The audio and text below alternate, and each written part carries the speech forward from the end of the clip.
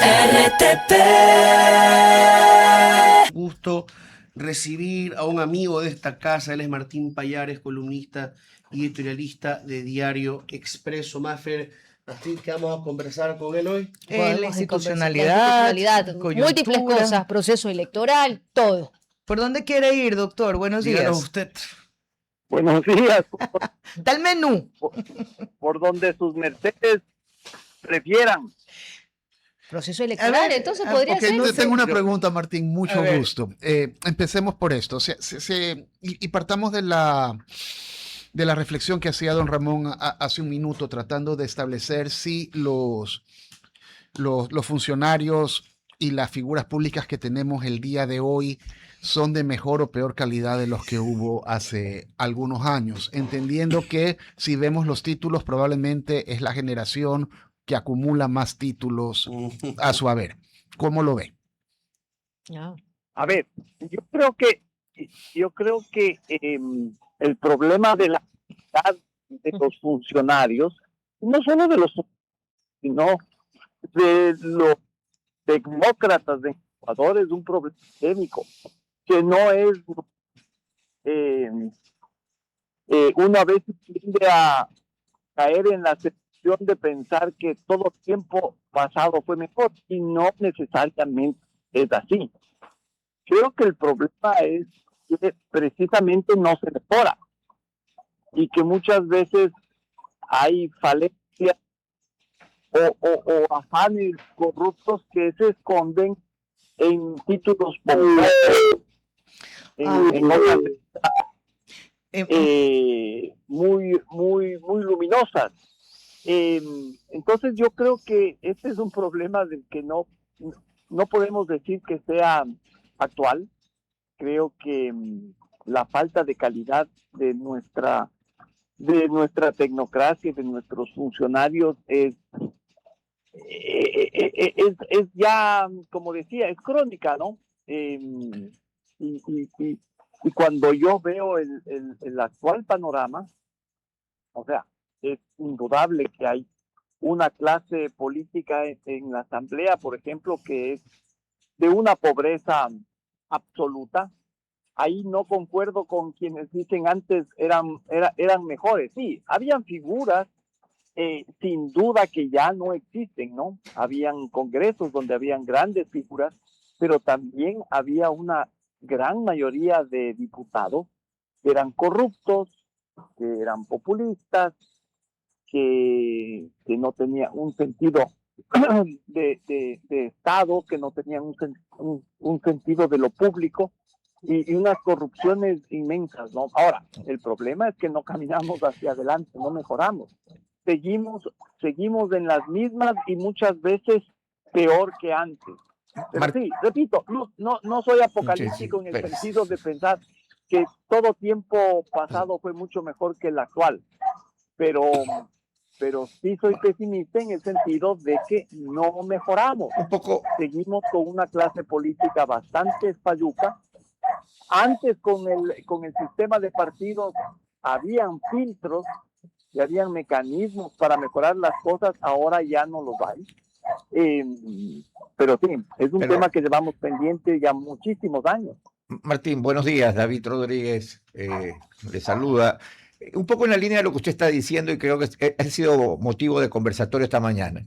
Yo sostengo, y he venido sosteniendo tanto públicamente como en algunos trabajos, que la crisis del Ecuador no es legal. La crisis del Ecuador actual es moral, ¿no?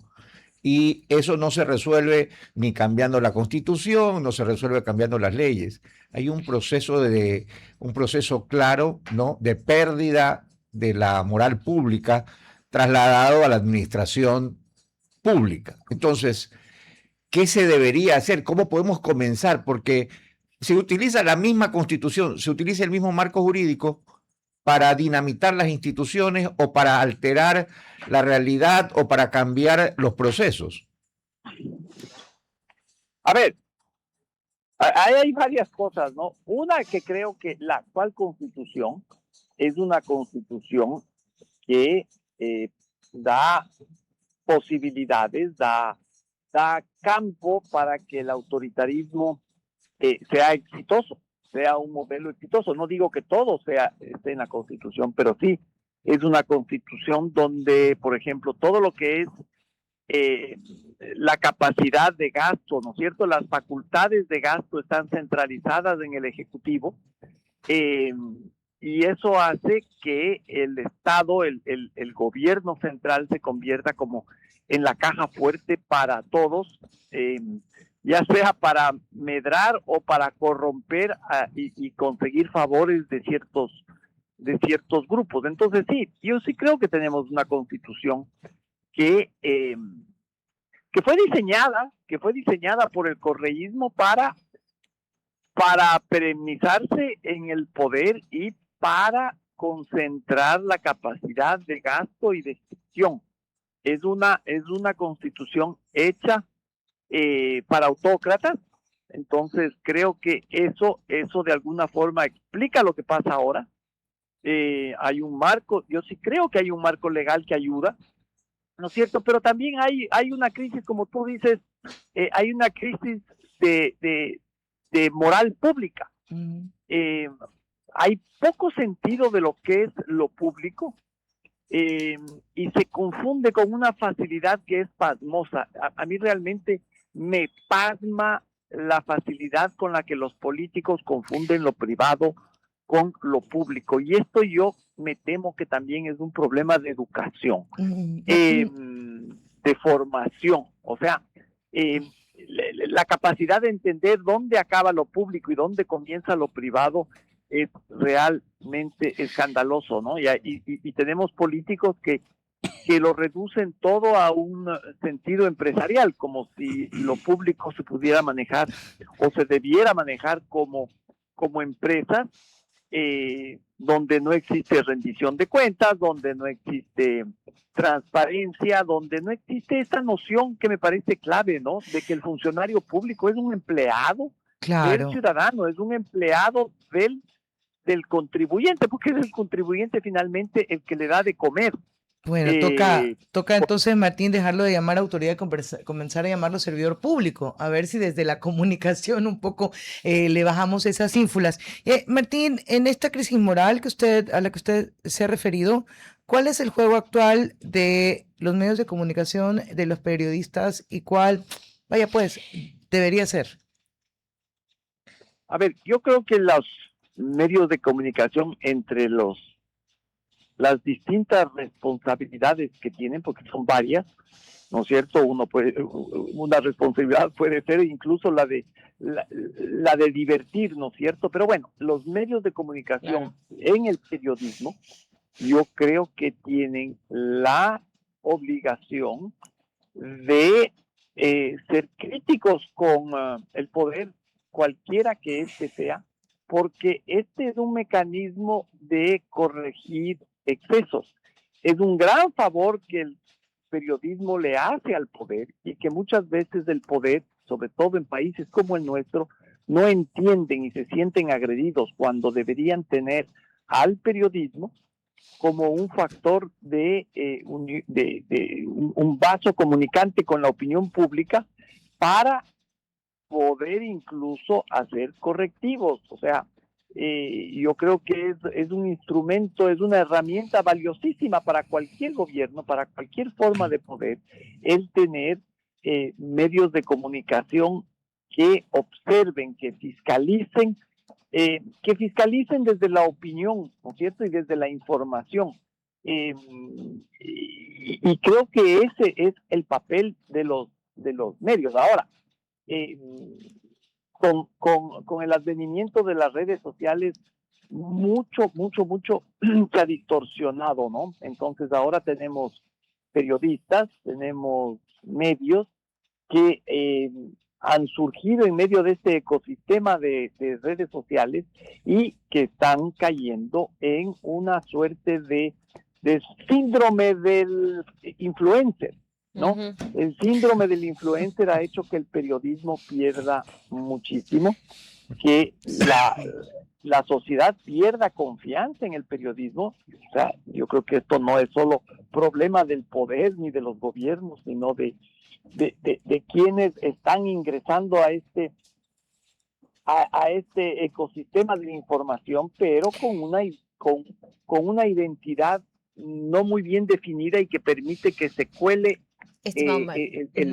que se cole, más bien dicho, este perfil del influencer, ¿no? Estimado Martín. Yo hace poco, Ujú. sí, Y es que justamente ahí, las tres patas, que usted señalaba una de la comunicación, los pilares, como los quedamos ver, yo decía patas de una mesa, pero los pilares de la comunicación, entretener, educar e informar, y la mayoría creo que se está yendo únicamente por la parte de entretener y la otra parte de informar, pero nadie está educando realmente como se debe a la ciudadanía, o por lo menos a todos, ¿no? En general. En ese sentido que usted habla, de ya esa distorsión en las cuales muchos periodistas han pasado al lado simplemente de la comunicación, pero una comunicación de influencer. Quería consultarle, ¿cómo debería ser entonces ahora el trabajo periodístico? Sí, con la rigurosidad de siempre, pero en un proceso electoral en curso, en un ambiente político convulsionado, en varias corrientes en estos momentos que están surgiendo, ¿hacia dónde debería retroceder o hacia dónde debería ubicarse este trabajo periodístico? a ver, yo para comenzar diría que hay que despojarse de la idea de que el periodismo tiene que ser absolutamente imparcial, ¿ya? O definitivamente, entre comillas, objetivo, ¿no? Porque la objetividad, desde que llegó el socialismo del siglo XXI, básicamente la objetividad es lo que dice el poder, ¿no? Yo creo que el periodismo puede tener opinión, puede tener posiciones, tienen que ser transparentadas, eso sí, ¿no es cierto? Eh, y desde la opinión ser crítico. Hay que, y para hacer esta crítica tiene que estar fundamentado en datos, en hechos, en cosas que sean tangibles, verificables, ¿no es cierto? Pero siempre respetando, y esto viene desde el poder, la libertad de expresión. Y la posibilidad de que un periodista se equivoque es una posibilidad que está dentro de la convivencia democrática, de la convivencia cívica, civilizada, que puede ocurrir y que frente a la libertad de expresión tiene una importancia mucho menor que la que ésta representa, ¿no? Sin libertad de opinión, sin libertad de expresión, no existe democracia. Y es muy triste ver cómo ahora hay políticos que piensan, están convencidos, yo creo que están sinceramente convencidos de que la única realidad es la suya, que, que son administradores y representantes de la verdad, ¿no? Entonces, funcionarios que se presentan en entrevistas,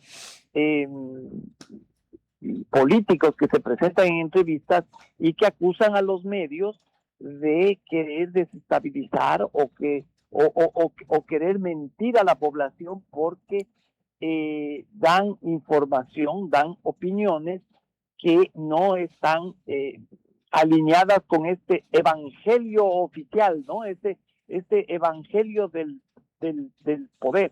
Y eso es terriblemente pernicioso porque es una forma de polarizar a la población. Y es un fenómeno que lo vemos en Ecuador y ojo que también es evidente que es una corriente que crece en el mundo entero, no somos exclusivos en eso, ¿no? Lo que pasa en Estados Unidos, donde era absolutamente imposible que un presidente como el presidente Trump diga y haga las cosas que dice y hace. Y con respecto a la prensa, ¿no?